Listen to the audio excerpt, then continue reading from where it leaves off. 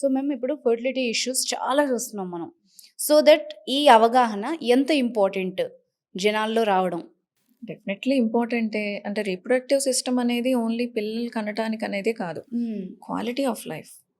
ఏదో life lead చేయడం అనేది ఇంపార్టెంట్ కాదు. మనం ఎంత హ్యాపీగా లీడ్ చేస్తున్నాం అనేది ఇంపార్టెంట్.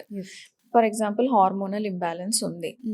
సో వాళ్ళకి అన్ని హెల్త్ ఇష్యూస్ ఉంటాయి from head to toe. Hair loss నుంచి, స్కిన్ ప్రాబ్లమ్స్ నుంచి, మూడ్ స్వింగ్స్ నుంచి, డైజెషన్ నుంచి అన్నిట్లోనూ ఇంక్లూడింగ్ మెమరీ లాస్ కూడా ఉంటుంది. సో ఇవన్నీ డెఫినెట్గా క్వాలిటీ ఆఫ్ లైఫ్ మీద ఎఫెక్ట్ పడుతుంది.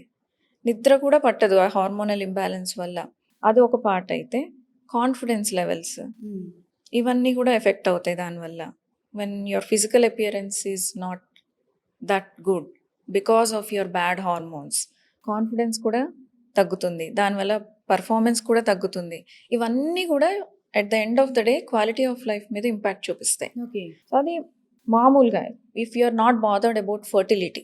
ఇక ఫర్టిలిటీకి వరకు వస్తే సో డెఫినెట్గా పిల్లలు కావాలి అని అనుకునే వాళ్ళకి ఇట్ ఈస్ వెరీ ఇంపార్టెంట్. పిల్లలు కావడానికి అయిపోయింది, ఫ్యామిలీ కంప్లీట్ అయిపోయింది, దాని తర్వాత కూడా సో ఒక కపుల్ కలిసి ఉండాలి, మ్యారేజ్ స్మూత్గా వెళ్ళాలి అని అంటే వాళ్ళకి ఎటువంటి సెక్షువల్ ఇష్యూస్ ఉండకూడదు.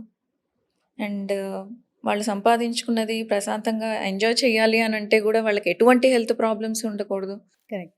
సో వాళ్ళకి గైనిక్ ఇష్యూస్ ఉన్నాయి, లేదా హస్బెండ్కి ఇష్యూస్ ఉన్నాయి, they can't stay happy. So quality of life పరంగా చూసుకుంటే రీప్రొడక్టివ్ హెల్త్ కూడా చాలా ఇంపార్టెంట్.